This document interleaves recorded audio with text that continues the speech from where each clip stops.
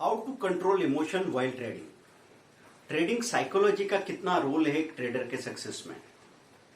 देखिए, कई बार लोगों को लगता है कि टेक्निकल एनालिसिस ही सब कुछ है, लेकिन यहां हम सबसे ज्यादा गलती कर रहे हैं कि टेक्निकल एनालिसिस का रोल है 30-40%, 60-70% रोल ट्रेडिंग साइकोलॉजी का है। क्योंकि आपका माइंडसेट अगर सही नहीं है तो आप ट्रेडिंग में कितनी भी सही चीजें पकड़ लें, अल्टीमेटली आप नुकसान क्रिएट करके आएंगे। क्योंकि जब आपको प्रॉफिट होने लगेगा तो उस प्रॉफिट को बढ़ाने के लिए आप अपने ग्रीड को कंट्रोल नहीं कर पाएंगे, और फाइनली जब तक वो लॉस में नहीं बदल जाए तब तक रुकेंगे नहीं। या फिर जैसे ही आपने कुछ खरीदा और आपको लॉस दिखने लगा तो आप फियर में चले जाएंगे। उस फियर में रिएक्ट कर करके हम अपने लॉस को डबल या ट्रिपल कर सकते हैं।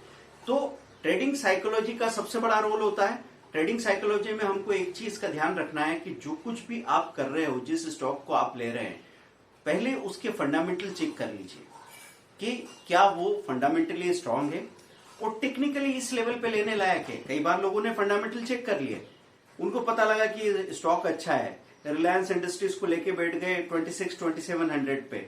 फिर कोई खबर की वजह से अगर वो 2300 के आसपास कहीं आ जाता है तो फिर घबराहट में हम गलतियां करने लग जाते हैं। हमने वहां पे ये मानते हुए कि फंडामेंटली हमने देख लिया है ये स्टॉक अच्छा है, तो ये किसने गारंटी कर दी आपको कि ये प्राइस यहां से नीचे नहीं जा सकती, और नीचे जाएगी तो कितना नीचे जा सकती है हमको मालूम नहीं। तो उसका तरीका क्या होता है? फंड पे कंट्रोल। तो पहला तरीका मैं बता रहा हूं ट्रेडिंग साइकोलॉजी में, अगर 50% पैसा मार्केट में आप लगाते हैं और 50% पैसा अपने हाथ में रखते हैं तो मार्केट हमेशा ही आपके कंट्रोल में है। क्योंकि आपके एक हाथ में एक्सेलरेटर है तो दूसरे हाथ में ब्रेक है। तो कंट्रोल क्यों है? क्योंकि अगर प्राइस बढ़ जाती ऊपर चली जाएगी तो जो स्टॉक मेरे पास, जो शेयर मैंने ले रखे हैं उनमें प्रॉफिट बुक करूंगा। अगर प्राइस नीचे आ जाती है तो मेरे पास जो कैश रखा है उससे मैं ट्रेड रिपेयर कर सकता हूं। देखिए, कैश रखने पे मैं आपको नॉर्मली ये नहीं बोल रहा हूं कि नीचे आ गया तो आपने वो पैसे से और शेयर खरीद लिए और आप एवरेज करके बैठे हुए हो, क्योंकि पक्का नहीं मालूम ना कि यहां नीचे आने के बाद यहां से वापस पलट के ऊपर जाएगा। हो सकता है और नीचे गिरता चला जाए।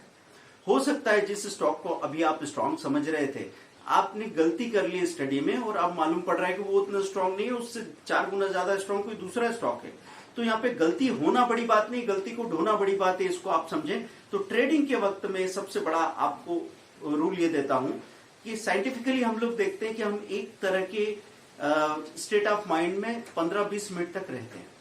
अगर आप स्टडी करके गए हैं तो शुरू में जो स्टॉक आप स्टडी करके गए हैं उसके बारे में आपको सब कुछ पता है और आपने वहां पे सोच समझ के वो निर्णय लिया है कि चलो आज मैं इसको बाय करता हूं, इसको मैं शॉर्ट सेल करता हूं, और उसके बाद उसमें कुछ प्रॉफिट आया। अब उस प्रॉफिट के बाद में प्रॉफिट के रिएक्शन से ट्रेड तो नहीं करने लगे आप, या फिर आपने जो ट्रेड किया उसमें स्टॉप लॉस हिट हो गया तो कहीं स्टॉप लॉस के रिएक्शन में ट्रेड तो नहीं करने लगे कि ये जो लॉस हुआ है अब इसको कवर करना है। स्टॉप लॉस है ना, स्टॉप लॉस क्यों लगाया था? कि लॉस को कंट्रोल कर लें और हम समझ लें मार्केट में आज हालात थोड़े ठीक नहीं है तो अभी मार्केट को थोड़ा ठीक होने देते हैं, दोपहर के सेशन तक, आफ्टरनून में देखेंगे, नहीं तो कल देखेंगे, नहीं तो 2 दिन बाद देखेंगे।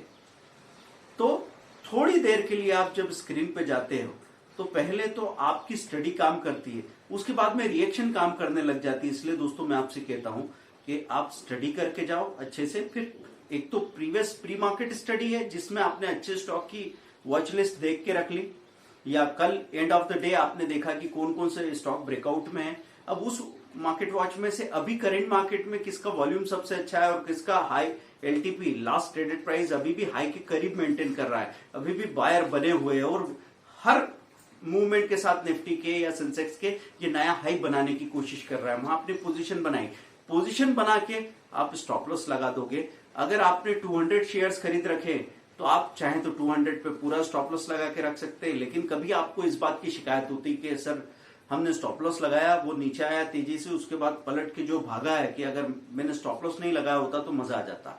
तो ऐसे में मैं आपसे कहूंगा अपनी 60 या 70% क्वांटिटी पे ही स्टॉप लॉस लगाइए, बाकी पे मत लगाइए। इससे क्या हो गया, 200 स्टॉक्स आपने जो लिए थे उसमें 130-140 स्टॉक्स पे आपने 1% का स्टॉप लॉस लगा दिया, और बाकी क्वांटिटी जो 60 शेयर थे उसमें आपने स्टॉप लॉस नहीं लगाया। अब वो नीचे गया, आपका एसएल हिट किया और उसके बाद भाग के सीधा 5% ऊपर चला गया, तो जो टुकड़ा आपके पास बचा है वो जवाब क्यों दे देगा?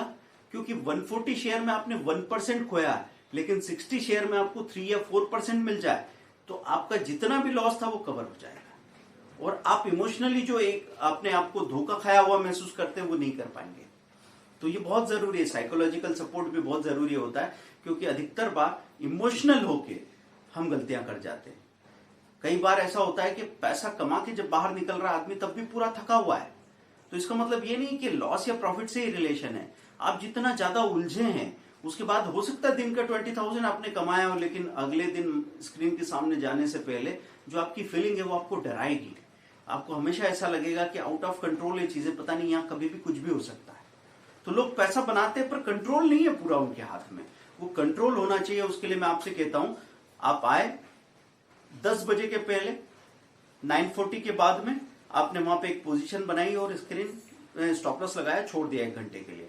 फिर आप 1:30 के बाद आए, 140 150 के आसपास आपने यहाँ पे पोजीशन बनाई, छोड़ दिया। अगर आप स्विंग ट्रेडिंग कर रहे हैं तो आपका सारा ध्यान, अब स्टॉप लॉस की जरूरत नहीं, अब तो फंड पे कंट्रोल करना है कि 1 लाख रुपया मुझे डिप्लॉय करना है मार्केट में, तो पहले 30,000 का खरीदता हूं, फिर 30,000, फिर डिप में 40,000 खरीदूंगा, या फिर आधा पैसा मैं ट्रेड रिपेयर के लिए खुला ही रखूंगा और चलने दीजिए काम को, पूरा टाइम देंगे ईमानदारी से। तो स्विंग ट्रेडिंग में क्या होगा कि स्विंग ट्रेडिंग में आपने कोई शेयर 900 में ले लिया, फिर वो एक झटके में 820 चला गया, तो आप आगे वो ऊपर चलेगा, नीचे डिस्काउंटेड रेट पे मिल रहा है, ये तो हमको नहीं दिख रहा। अभी हमको दिख रहा है कि 900 से 820 आ गया, क्यों हमने वहां खरीदा होगा, 820 आ गया है। अब बहुत दिन हो जाएंगे, फिर वहां से भी गिरा, 760 हो गया। जब 760 होता है तो हम बॉटम देखने लगते हैं कि भाई बॉटम तोड़ के कहीं नया बॉटम तो नहीं बना देगा, तो डर लगने लगता है और फिर वापस उस शेयर को चल के ऊपर आने में बड़ा पसीना आता है। तो अगर आपको 30वें दिन 10% प्रॉफिट मिलने वाला है तो 27th या 28th डे तक हो सकता है दोस्तों आपको 2% भी नहीं मिल रहा हो। और यही आदमी मात खा जाता है कि लगातार जो आदमी दिन में 3 बार किसी शेयर के रेट को घूर रहा है, अगर वो अपने आप को दिमाग में बोल दे कि अब 1 महीने बाद देखूंगा, या फिर उसके 1 महीने बाद और देखूंगा, 2 महीने के अंदर अंदर मुझे सही प्रॉफिट मिल जाएगा और वो मेरे एक्सपेक्टेशन के हिसाब से टाइम वाइज एक अच्छा रिटर्न होगा। ये कैलकुलेशन जब आप करके देखते हैं तब आप गलतियां नहीं करते। तो मैं आपसे हमेशा कहता हूं, कोई शेयर कब चलेगा और कहां तक जाएगा, ये 2 बड़े फुलिश क्वेश्चन है। कब चलेगा, आप पॉइंट ऑफ टाइम मत ढूंढिए कि अभी इतनी बजे अब अगले आधे घंटे में दौड़ेगा। आप पीरियड ऑफ टाइम ढूंढिए कि मैंने इसको करेक्ट, जैसे अभी ओएनजीसी या ऑयल या रिलायंस इंडस्ट्रीज ये गिर गए हैं, अब सारी दुनिया को पता है कि ये स्टॉक बहुत गिर गए हैं और अब सब कोई उसको खरीदने आ रहे हैं, तो सबके हाथ से जो मार्केट मेकर्स हैं वो प्रेशर बना के छुड़वा लेंगे, मतलब एकदम से भागेगा नहीं, फिर इसमें थोड़े दिनों तक वो बुरी खबरों का असर खत्म हो जाएगा, फिर अचानक से खतरा कम होगा और वो भागना शुरू करेगा, फिर वो बहुत तेजी से 2500-2600 के लेवल पे आके खड़ा हो जाएगा। तो जो 1 महीने का समय दे रहा है उसको आराम से यहां से 5 to 10% मिल सकता है, लेकिन जो हर दिन कोशिश कर रहा है कि आज भागे कल भागे, वो हर दिन हो सकता है 2-2, 3-3% का नुकसान करके आएगा अगर स्टॉप लॉस नहीं लगा रहा है। तो ऐसा होता है, आपको पता है ना। तो ये ध्यान रखना है दोस्तों, अगर आप अपने इमोशन को कंट्रोल करना चाहते हैं तो मैं समराइज कर दूं, एक तो आपको ये करना पड़ेगा कि फंड पे कंट्रोल करके रखो। दूसरा, इंट्राडे ट्रेडिंग में 10 मिनट आप स्क्रीन के सामने गए, स्टॉप लॉस लगाया, छोड़ दो। सुबह भी दोपहर भी आपको यही काम करना है। और दूसरा, रिएक्शन में आप ट्रेड नहीं करेंगे, ना तो प्रॉफिट के रिएक्शन में ना लॉस के रिएक्शन में। 10 मिनट तक तो आप वो करते हैं जो आप प्लान करके आए हैं। जैसे कहते हैं ना कि पार्टी करने बैठा तो 2 या 3 पेग तो आदमी पीता है, फिर पेग ही पेग को पीता है। ऐसे ही झगड़े में ऐसा कहा जाता है कि जब भी 2 लोग झगड़ते हैं तो उनको दूर ले जाते हैं, बोले चलो चलो चलो हटो, दूर जाओ दूर जाओ। क्योंकि अगर अभी बोलचाल हो रही है, अगर हमने वहीं छोड़ दिया इंसान को तो जूता भी मारने लगेंगे एक दूसरे को। इसलिए ब्रेक ले लो, और वो टाइम का ब्रेक सबसे ज्यादा अच्छी चीज होती है। दोस्तों, संडे को 12 to 1 PM कम से कम कैपिटल में सबसे अच्छा प्रॉफिट कमाने के लिए हम स्ट्रेटेजी लेके आ रहे हैं। वो कम से कम प्राइस में बुक कर सकते हैं आप। Instagram WhatsApp group join, Telegram WhatsApp group join कर लीजिए, उसमें आपको डिटेल मिलेगी। सबसे पहले ज्वाइन किया तो सबसे कम फी लगेगी और सबसे ज्यादा बेनिफिट मिलेंगे। पहले बेनिफिट क्या हो सकता है, हम आपको एक इक्विटी की स्ट्रेटेजी के साथ एक निफ्टी की स्ट्रेटेजी जो 1999 की है वो भी फ्री ऑफ कॉस्ट गिफ्ट करेंगे। तो जितनी कीमत का आपका ये कोर्स नहीं, उससे डबल कीमत का स्ट्रेटेजी भी आपको मिल जाएगा, और ये हर घंटे बढ़ता जाएगा, क्योंकि संडे को तो कोर्स लाइव है। तो देर मत कीजिए, ज्वाइन कीजिए जितना सीखेंगे उतना पैसा बनेगा और कोई रास्ता नहीं है। There is no shortcut, there is no free lunch और कोई फ्री एडवाइस होती भी नहीं है दोस्तों। तो फ्री ट्रायल के पीछे भागना बंद कीजिए।